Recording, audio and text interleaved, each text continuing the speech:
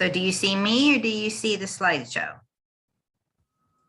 We see you on the sidebar and then the slideshow in the, not in the presentation mode though.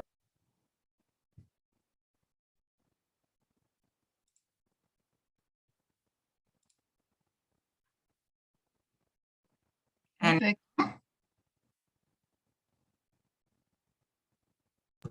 Yes, now it's in presentation mode.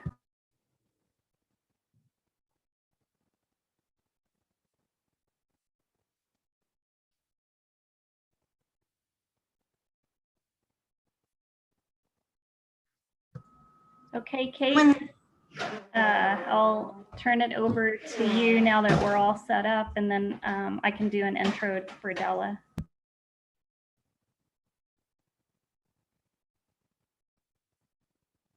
Turn it over to me. Yeah, for any business, chapter business before we introduce Della. I think the only announcement I would like to share is that we have put together a tentative plan for the entire year for 2022 that involves basically maintaining our Zoom meeting schedule, except in addition, there will be a quarterly live, typically a prairie hike or a prairie seekers training or an activity that will get us out on the prairie in a learning context.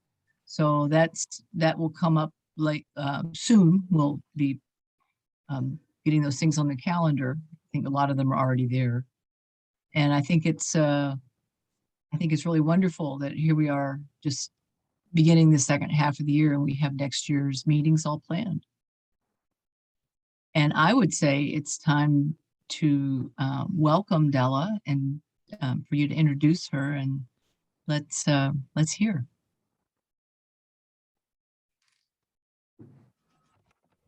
Oh, there you go, my head. Okay, thank you, Kate. Yeah, so our meetings, seeing how they're not in person, they're pretty short and sweet for our chapter business, seeing how we're doing most everything virtual.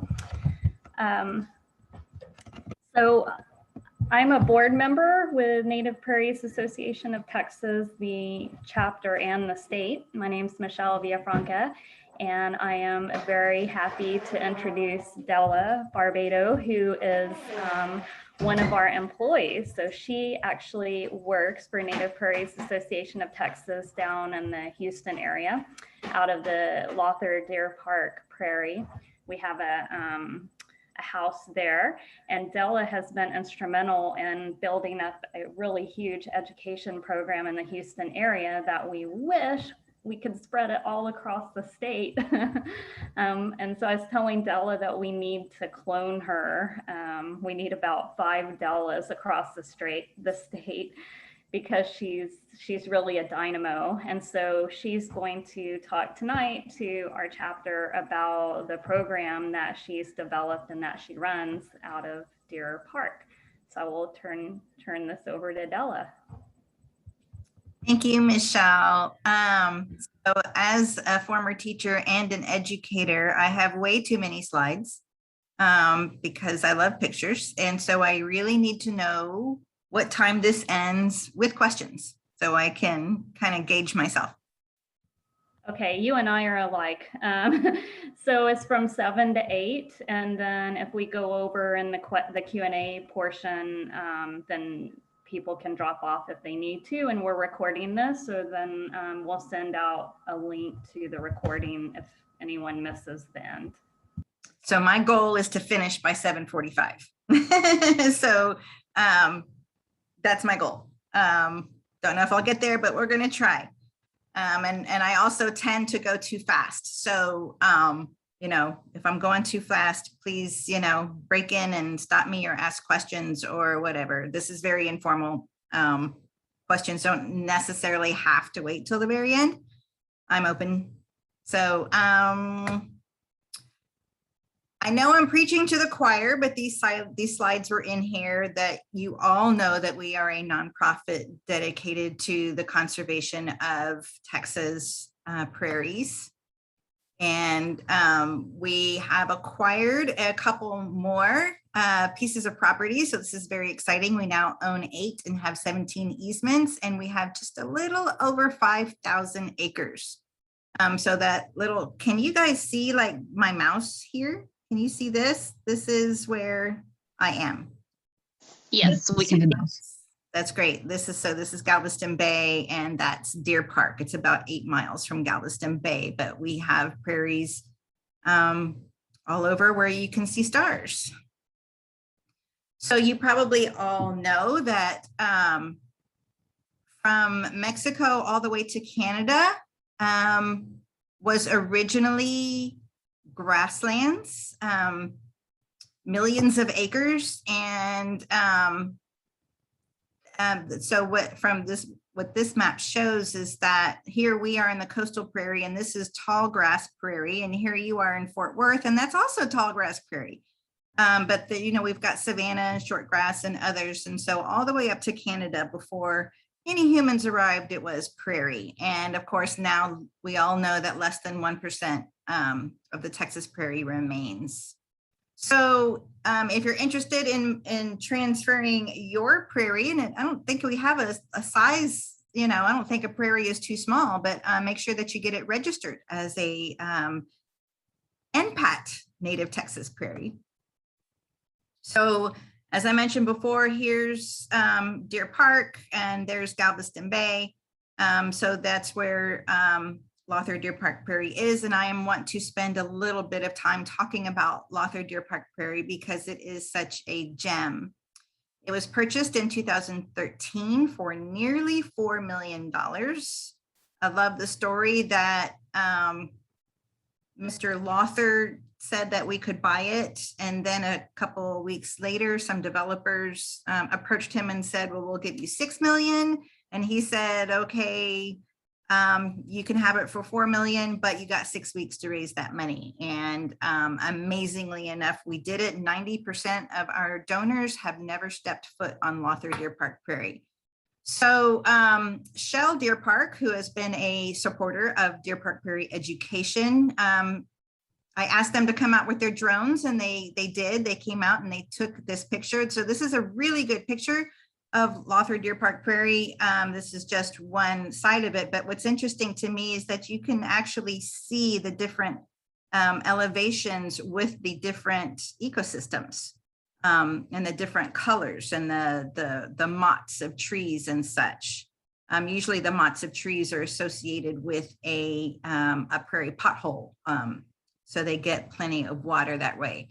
So Lawther Deer Park Prairie is a platinum prairie, which really we like to call it a remnant prairie, platinum prairie. There's lots of different names, but it was found using Google Earth, and I went and took this picture today from Google Earth. So this is current, so you can see we are surrounded on all sides by urban things. There are residences here and a cemetery here, so they probably don't mind too much that there's a prairie here. But you can see the differences in elevation from Google Earth, and that is how this prairie was found. You can see these are the darker areas. These circular spots are prairie potholes, which believe it are only about 2 feet deeper than the rest. And then the Mima Mounds, which you really can't see, but they're about 2 feet higher than, I guess we would call it sea level, whatever the base there is. So there's another picture, and you can see there's a bunch of different foliage here. So this might be a half a foot different than the foliage around it. So what I'm trying to get at is that native remnant prairies are not flat. They do have very slight differences in elevation, and this is what a tall grass prairie looks like. So on Deer Park Prairie, there are 407 different plant species. Mother Nature herself will put over 300 plant species just in 1 acre. 1 acre is about a football field. So Deer Park Prairie is 51 acres. So we have 470 plant species, and it's one of the most endangered ecosystems in Texas. There's a really nice picture of Gulf muhly grass. So one of the benefits of a remnant prairie is that they do have lots of rare species. So rare plant species are in danger of extinction because of so much development of the native prairie that was there. And so on Deer Park Prairie, we do have the snowy orchid, the downy lobelia, and the lady's tresses. Prairie dawn is another one. It's found closer to the coast. So biologists call it a remnant prairie because it is home to rare plant species and other fast disappearing species, not only of the birds, but of the insects as well. Well, Kitty, you're gonna have to wait. She wants in. Okay, it also supports the biodiversity, the diversity of insects. We have such a huge, wonderful number of species of insects there on Deer Park Prairie because they have so much food and shelter. And, you know, they do their thing and they create more.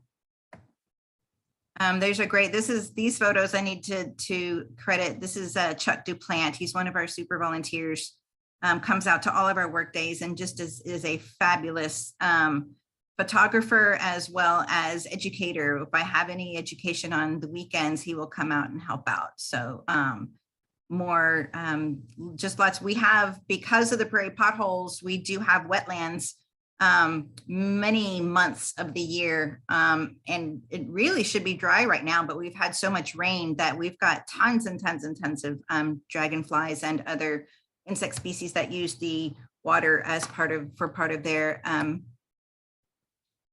life cycle, if that's the word I wanted. Okay, there's katydid. Of course, lots of pollinators. Butterflies are just, you know, they're one pollinator. We do have lots of migrating monarchs. We have 4 different species of milkweed on our property in Deer Park. And of course, the native bees are the big time pollinators. And you can see these little guys have tons and tons of pollen on their bodies. And these photos are also from, most of these photos are Chuck Duplant. And I think this might be either Kirsty or myself who took this, but insects, obviously, when you build it, they will come. We have lots and lots of bird species on our property because there's so much food with the insects species. So the entire ecosystem is there on Deer Park Prairie. So to me, the reason I have my job is because education is the key to conservation of prairies. If we don't educate the next generation, then we're doing this all for nothing. So that's really what my job to me is all about, is educating our youth. I do a lot of adult education as well, but to me, if you put that seed in their little mind early, then you are growing their minds to support conservation. So what do? I would say the number one thing that I do are student classroom programs. And I've got a Prairie Learning Trunk where that helps out with that, and a beautiful PowerPoint. We also do student field trips. I support teachers and students in building pocket prairies on their campus. I've got a summer camp. We did a prairie art contest. Teacher workshops are, I would say, the number 2 important thing that I do, because the more teachers you train to be prairie educated, it's exponential when they reach their students. Lots of adult programs. Pre-COVID, we had lots of exhibiting at events, and because of the pandemic, we now have lots of virtual programs, which I'm going to get to all of this in the next 40 minutes. Yes. Okay. So the topics that I teach, I'm not going to go into this at all because the education is really what this is all about. But the topics at all of those different programs that I do, history of the prairie, benefits of a prairie and a pocket prairie, the ecology, the water quality, and how to build a pocket prairie. So those are the most of the So along with my prairie education trunk, this is a skunk skin. I can't remember the word I want. Sometimes I include a little art if the students are young enough, but this prairie banner is a 25-foot long, and it shows the roots that are 15 feet and then the shoots that are 6 feet, and why and how the prairie roots are so important in a prairie and a pocket prairie. Flood mitigation being number one for us humans, soil stabilization, carbon sequestration. I mean, there's just so many benefits of a prairie. So the prairie learning trunk, mentioned the prairie, the skunk pelt. That's the word I wanted, the skunk pelt. I also order these skulls and jawbones from an outfit called Bone Clone. They are not real.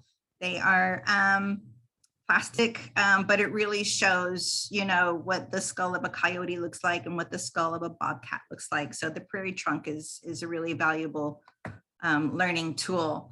In addition to going to classrooms, I also go to Girl Scouts. This was an event that I did.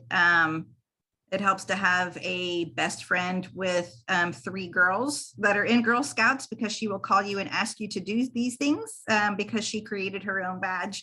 So, but then this is another one, a Girl Scout troop that I did out here in Fort Bend County. So I talked about exhibiting at events. This is an 8th grade career day, and these are the girls, one of my best friends' children. And so this is at her school, but it was great. This was exhibiting days are just a really long day because it's just nonstop talking, but it's really worth it because you reach so many different people. And this is one of the best ways that I can teach the prairie is on the prairie. So I have facilitated field trips at Deer Park Prairie, but I have also facilitated field trips at various prairies that are much closer to the school campus.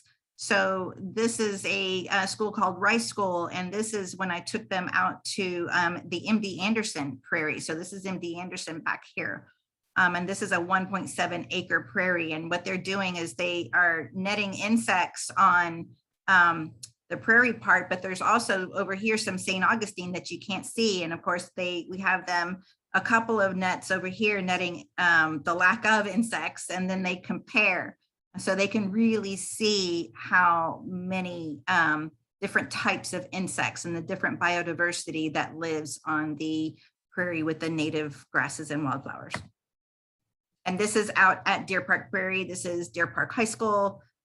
Came out, and this is one of my super volunteers, Shannon Westphere, and she's helping me out this day. And so when they do the insect netting out on Deer Park Prairie, and I will say that anytime I have a group of people out to Deer Park Prairie, whether it's a teacher workshop or an adult program or whatever, we always get on the prairie with these nets because the insects just really speak for themselves. And even if the students think that, you know, insects disgust them, they are delighted when they can look at a insect that is magnified and where they can look that close at it and they can really see the head and the thorax and the abdomen and the little hairs and the colors. And when they get that close, all of a sudden the disgustingness of it goes away. So it's really one of the best tools that you have is an insect sweep.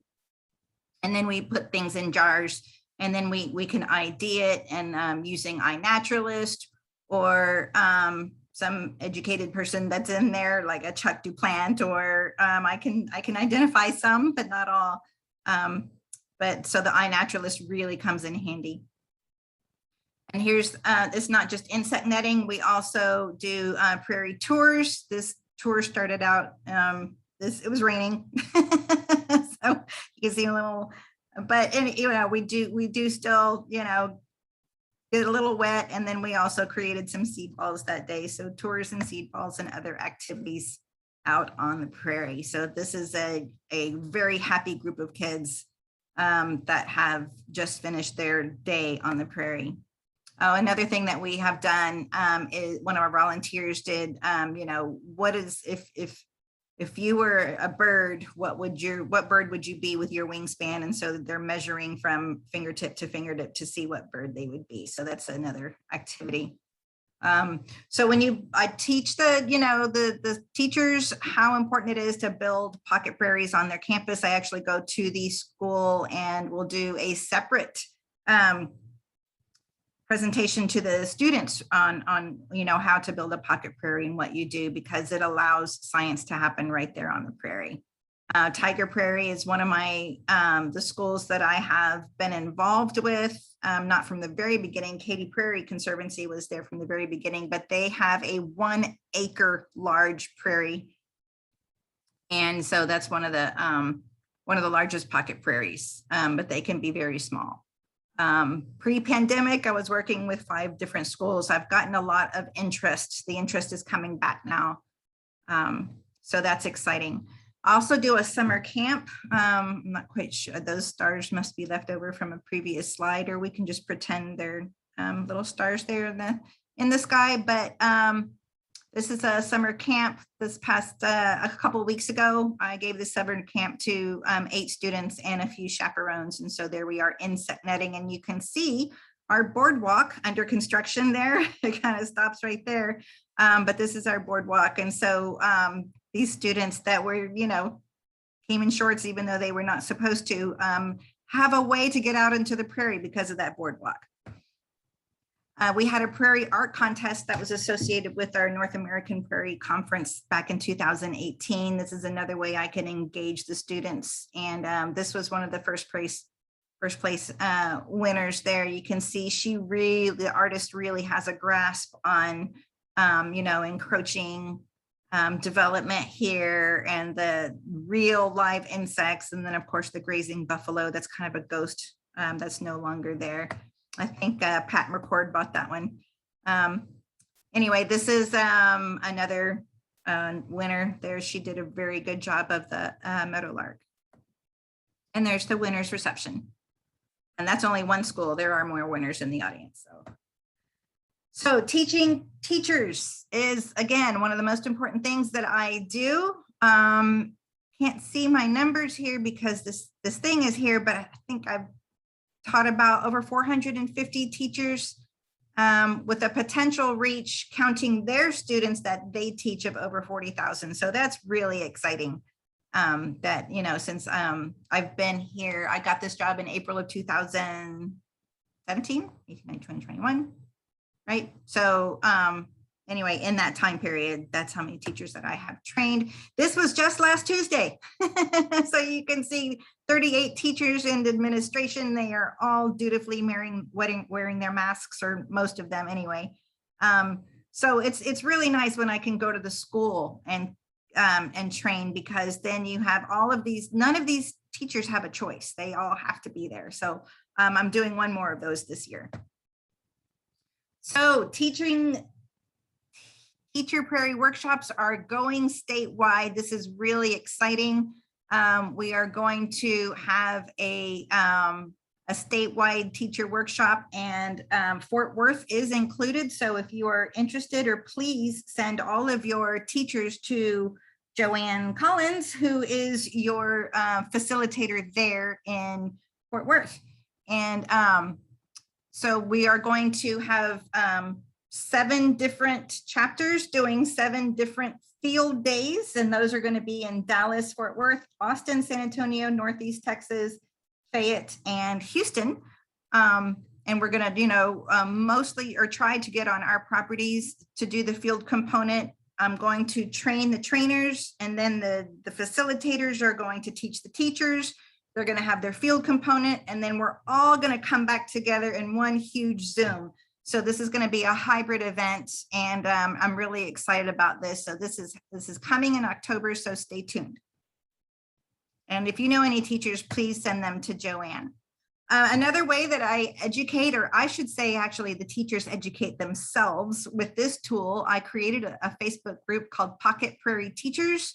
You do not have to be a teacher to join this group, so all of you can join. It is now over 400 members strong, and what this is a place to exchange native plants, seeds, and ideas and lessons. And if you go on there, it's just amazing how I monitor it, but I really don't. They really take it over themselves. And, you know, someone will take a picture of an insect and say, hey, what is this? I don't recognize this. Or someone will take a picture of a plant and say, hey, do I want to get rid of this? This is taking over my yard. What do I do with it? They talk about lessons that work, what lessons that don't work, the pocket prairies that are on their campus. How do I start one? How do you get rid of your grass? And so this is really an exchange of ideas between teachers who have pocket prairies and teachers that want pocket prairies. And this is a really good tool. I also do adult education. We have workshops.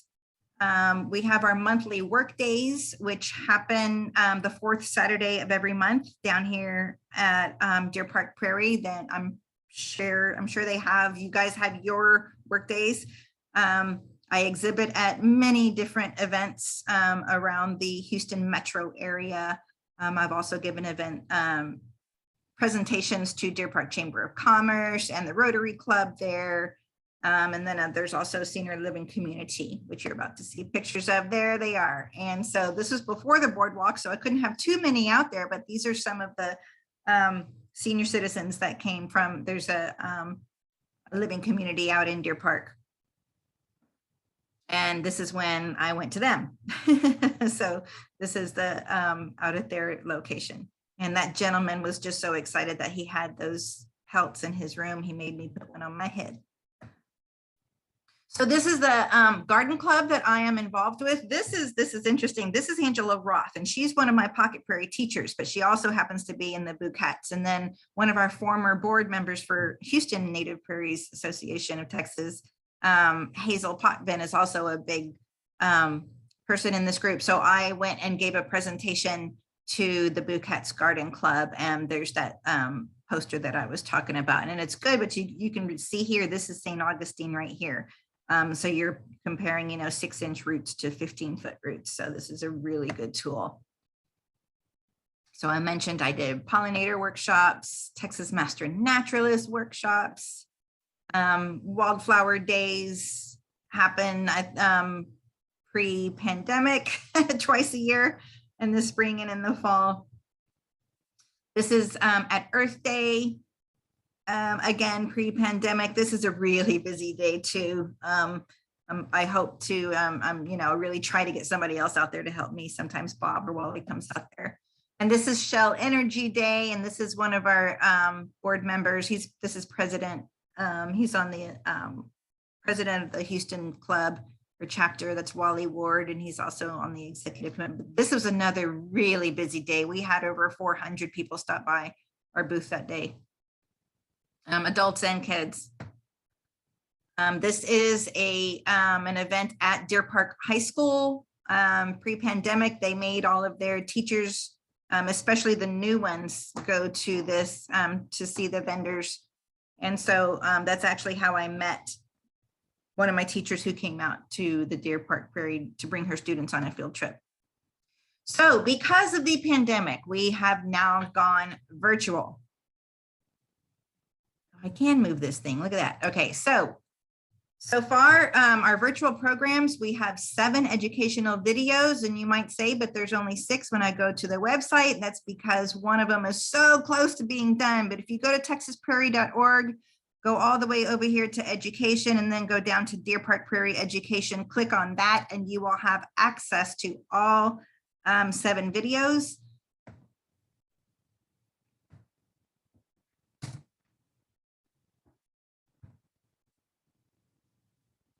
Okay, there we go. So the Prairie educational videos that have been done so far, that should say a closer look at insects. This is what happens when you don't proof before you push enter. fall wildflowers and grasses, spring wildflowers and grasses, and my executive director Kirsty Harms helped out with some of these.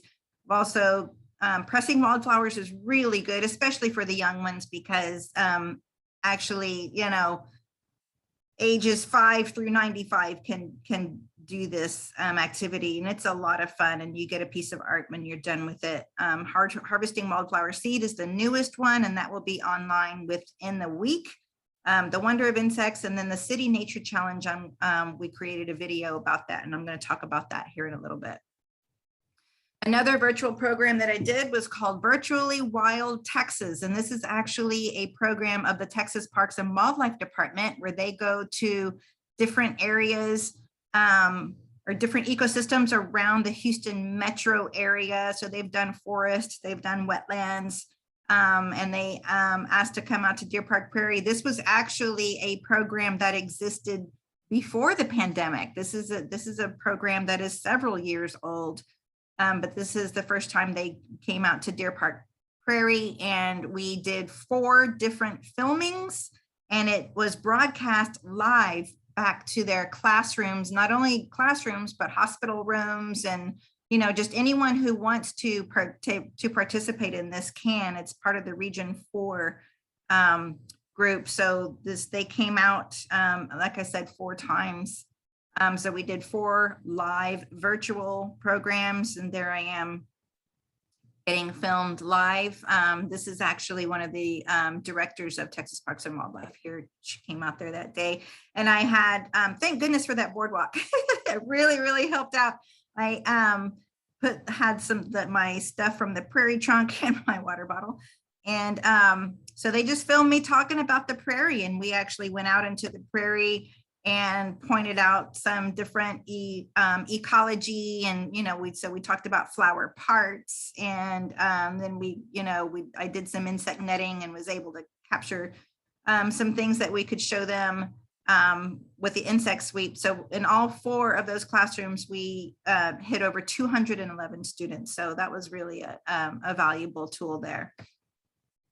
So to date, I have done 45 different student programs and have reached directly over 1,600 students.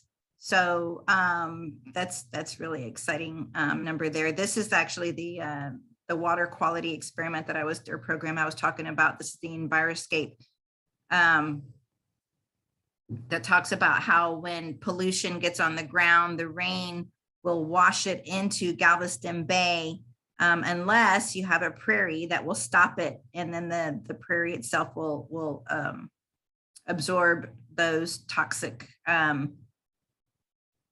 fertilizers and pesticides and dog poop and everything else that it usually gets washed into the bay. So this is an exciting program that is coming up in September. Go ahead and mark your calendars or save the date. This was originally going to be an in-person live event, but because of this new guy called Delta that is going all over the United States right now, it is going to be a virtual event, so you can participate. So save the date. It's September 25th. You might be able to get a hat at this event. This is one of the newest things that we have is our new merchandise that we have is these brand new baseball caps for Native Prairies Association of Texas. The event will raise funds for prairie education, and I can now say statewide. So with our live auction and raffle, you can possibly get a Kubota RTV, weekend prairie getaways, possibly you can get a custom-made acoustic guitar, large prairie prints, and then get NPAT merchandise. So if you want for information, just go to the Native Prairies website. I would say hold off for a week or so because we just switched over to the virtual format, and so we need to update all of our websites. So I talked about the City Nature Challenge. This is a virtual event that happens worldwide. So it's really exciting. If you have never heard of iNaturalist, it is an app that you download on your phone. You take a picture of any plant or insect or animal. And it will use the location of your phone and mark it as being there in that place at that time. City Nature Challenge is something that city by naturalist, I guess, put together, but it's a contest to see how many participants and species are documented in a 4-day period. And it's a contest to see how many observers win, whatever. And so get this out of here. So in 2021, so the categories by size, and here's Dallas Fort Worth and here's Houston Galveston. They have about the same amount of land area. So there has been a healthy competition between these two for the past 3 or 4 years. And we keep switching on who wins out on what. So I will give you the results for 2021. Isn't that funny? Every time there we go. So the Houston Galveston team had 3,707 different species. That's a huge number of species for the Houston metro area. And that was a new regional record. So number 3 in the world for species observed. Look at this though, number 1 in the USA for number of, that was species observed, in the USA. And then number 1 in the Texas ranking for species observed and observers. So 33,000 observations. And these are the people who identify after they're already on INAT. So this is kind of what's funny is that in 2021, Dallas Fort Worth won on number of observations, but number of species, Houston team won, and the number of observers, Houston team won. And so, like I said, it's always a rivalry between Dallas Fort Worth and Houston Galveston on who's going to get, number 1 on these different things. So that's it. Keeping Texas Prairie. There is my, it's only 7:36. There is my email address. So if you would like to email me for any questions, and I believe that's it.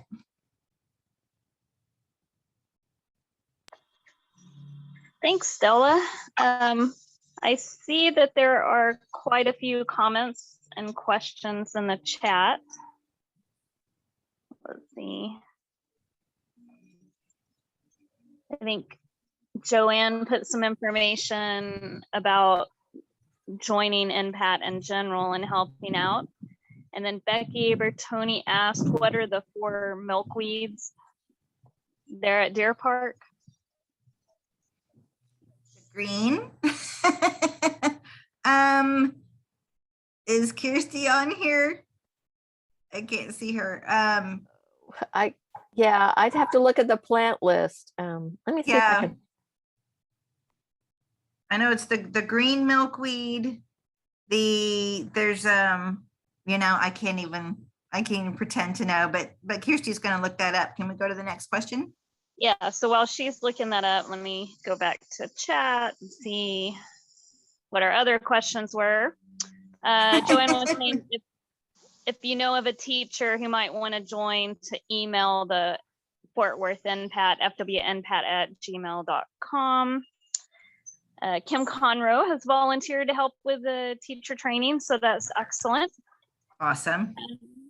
Yeah, and I was just asking if you have anything official, like have it posted on the website or more details about the registration for the teachers workshop, if you could share that, and then we can put it in our newsletter and help promote it as well.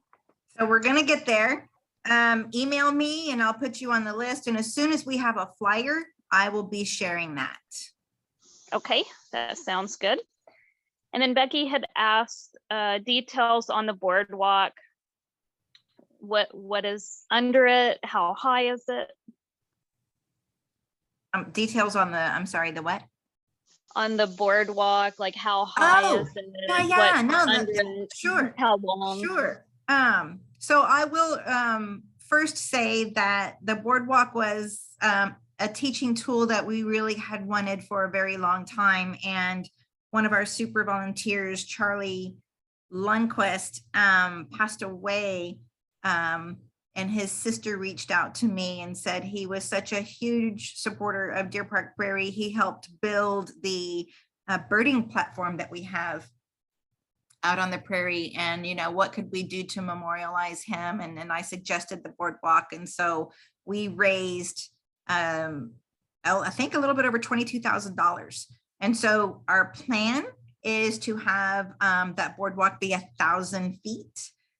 Right now it's going into the prairie, and it's going, it will go into the wetlands as well, so that not only folks who are disabled, but also, you know, students who just don't really want to walk out into the tall grass, and teachers. I mean, it's just a fabulous tool, and that will go out. So it's going out, but we hope to also build it around the perimeter. But right now it's going straight out. I believe it's going to go 1,000 feet, and then it's going to split. We're going to have a little platform where I can stop and the students can gather, and maybe we can look at insects and such there, and then it's going to go on from there. So so right now we're looking at 1,000 feet, you know, and as we raise more funds, then it will, you know, maybe it will never be done. So how high is it? Yeah, I'm going to say, wow, gosh, a foot or two off the ground. So Kirsty put the plant list there. So Yes, it's about a foot off the ground, and it's sitting on cinder blocks because part of the conservation easement requirements with the prairie is that there are no permanent structures on the prairie. So both the observation deck and the boardwalk, they could actually be moved. They're not set into the ground. They're actually sitting on top of the ground. And there are actually 5 species of milkweed. I just downloaded the plant list. Let's see, I can read them off. Where is it? There is. So Jason Singhurst did the plant list, and you can download it from the Deer Park website. There's longleaf milkweed, pineland milkweed, world milkweed, green comet, and green. So the pineland milkweed is probably the oddest one that we have there. So there's actually 5 species. The others you can find on coastal prairies as well. Thank you so much, Kirsty, for looking that up for me. Yeah, I think three of the milkweeds you can find up here in North Texas, but the pine one and the I forget the other one that you called out are the world is the world milkweed. That's one that world comet and green are up here. Okay, then it's the longleaf. Yeah, which is kind of similar to the world. It's got narrow leaves. Yeah, is it linearis? We may have one. I don't know. I'd have to look at the Latin name, but definitely there's, I think, more diversity of milkweeds in the coastal prairie. Yeah, it's longifolia. I wish Bill Freiheit was on this call, on this Zoom, and he could say for sure of it. I think that one may not be up here. Mm-hmm. I know that at Deer Park, we've got the green and the world, I think, seem to be the most prevalent that I've seen. So I have a little bit of time left. I would be happy to go into some of the education that I do. It's up to you, Michelle. Yeah, I think we have about 15 minutes, so you can share that with us. Okay, why not? So let me share the screen again. I want this. Della, before you get started, why don't you tell people how they can donate just specifically to the education program? I think we can do that through our website and just putting it in the notes, correct? If you go to texasprairie.org, All right, Kirsty, you're gonna have to help me. How did they get to the donate? I'll put the link in the chat. There is just a donate for education. It's a choice. You can just donate to education, and that goes right towards our education program. I'll put the link in the chat. Perfect. So I believe that the history of wherever you are, the pedagogy of wherever you are is really very important. And the history of the coastal prairie system is so rich. It's really exciting to teach it, and the history teachers love it. So what I don't have here is I want to talk about the Battle of San Jacinto, because that is the battle that won Texas its independence from Mexico, and it was fought not too far from Deer Park Prairie. So it was coastal prairie, which is a tall grass prairie. And because of that, the Mexican army was outnumbered the Texians 4-1, but we were able to win this battle in 4 minutes, and 12 minutes, because we had the element of surprise.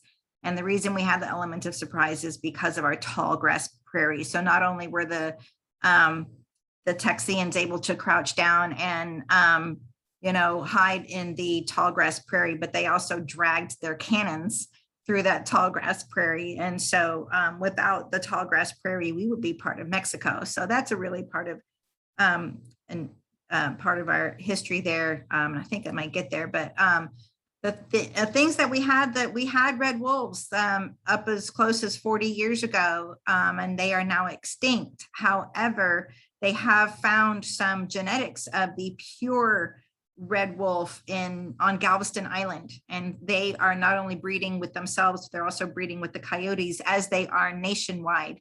So we're getting more red wolf blood or genetics into our cities because of that. So there it is. So there is the Battle of San Jacinto. This artist depiction looks like they're fighting on a golf course. Obviously, that is not the case. Because of the tall grass prairie, we won this battle. And there you can see a reenactment of the Battle of San Jacinto and the tall grasses that they were able to use for their element of surprise. And so another very important part of our history is because of the tall grass, because of the nutrition that was available in the wildflowers and the grasses, the longhorn cattle, which is a very successful business and has been in this area for 100 years. Because of that, they were able to, if you have a lot of food, you have a lot of offspring.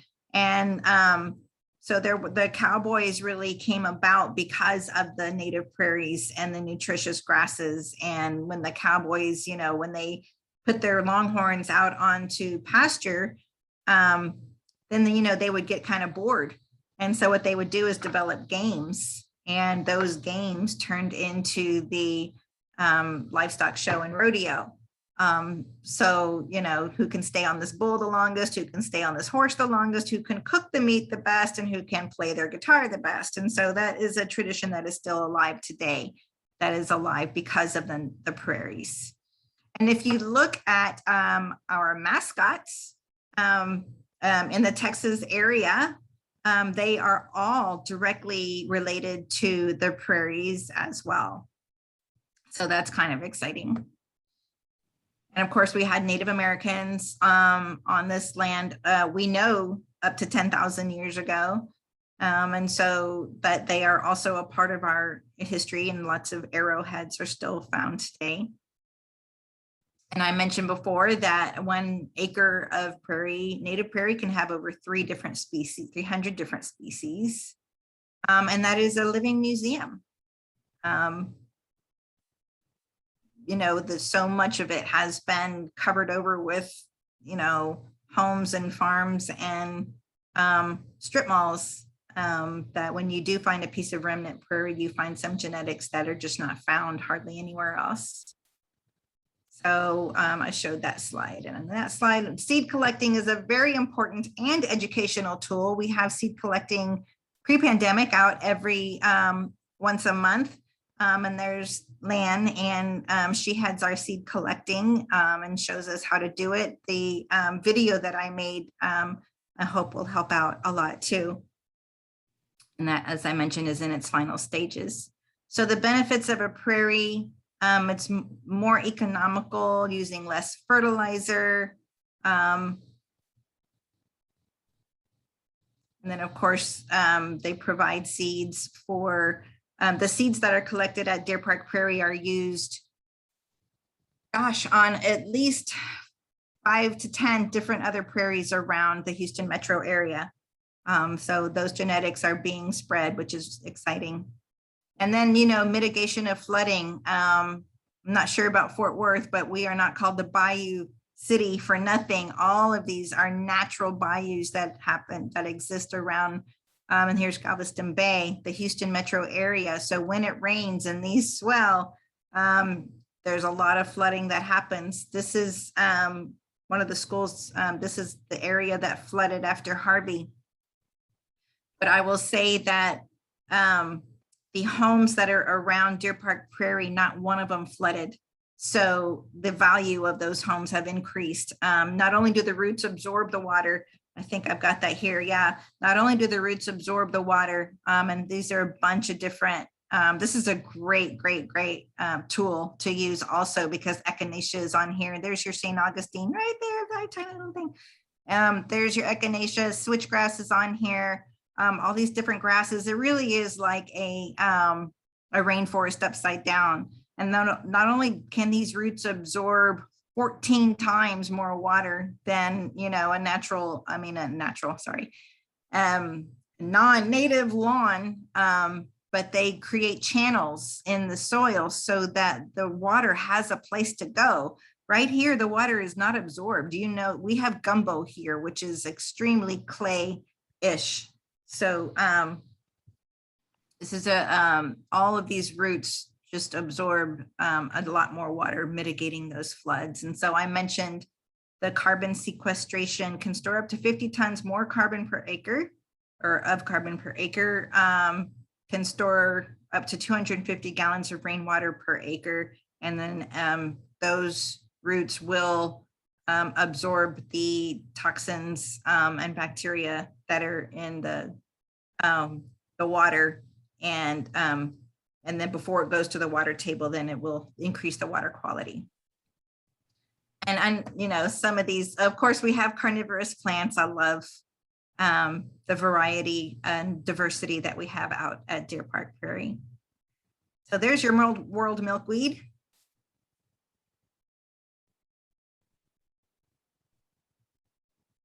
Just going to go through these. They're just, we have so much landsleaf lakelet flower. It's one of the main gaillardias that we have out at Deer Park Prairie. For some odd reason, I don't know why we don't have too much more of the firewheel or the other species. And when you, like I said, when you build it, they will come. If you build it, they will come. If you put a pocket prairie on your campus, you will, or your home, you will get more of the insects and the bees. And then the birds.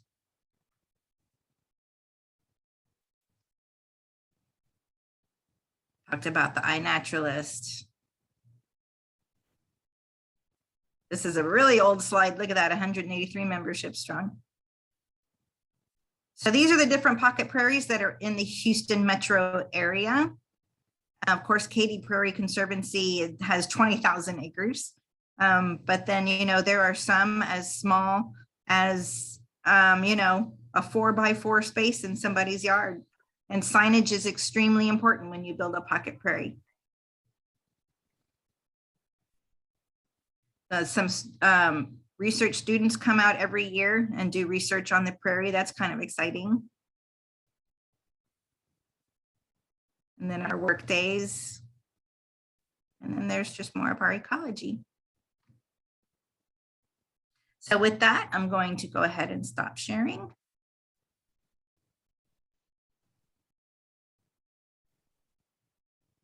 And if there are no other questions, anybody have comments or anything to add?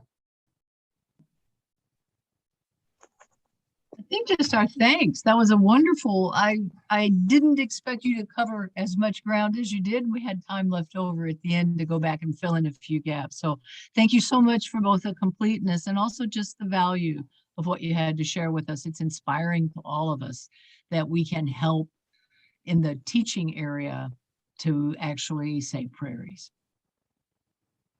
You're welcome. It was my pleasure.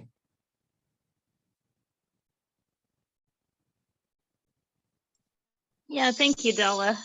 That, to me, you're really highlighting the need for education, you know, in other parts of the state. So I'm really glad that y'all are working on the virtual statewide, basically train the teacher workshop. That's really exciting. And I think that's going to help out other parts of the state to at least start building a following, more of a following here of future generations.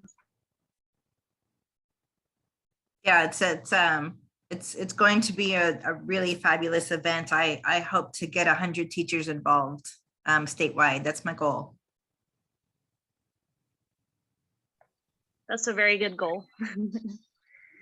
All right, well, thank you. And we're done before dark, so maybe y'all can run out and hug a prairie before it gets dark if you're close to a prairie. We appreciate it, Della. All Thank you right. so much. Thanks, Michelle. Thanks, Kate. Y'all have a good one. Bye-bye. Yeah, thank you. Thanks, Della. It was awesome. Thank you. You're welcome. Thank you, Della. It was great. You're welcome, Kim. Thank you, Becky. Della, while I didn't get to the meeting, to the board meeting. I did read your report and emailed you, but where do I need to be standing on trying to get teachers involved? We're doing our first work, is it October? We're going to do the training. I need to get busy trying to get some teachers on the list. And that's something we're going to cover at next week's meeting. So yeah, I mean, you didn't miss anything on the education committee is meeting on the 17th. Okay, cool. So are we meeting on Wednesday? It's a Tuesday.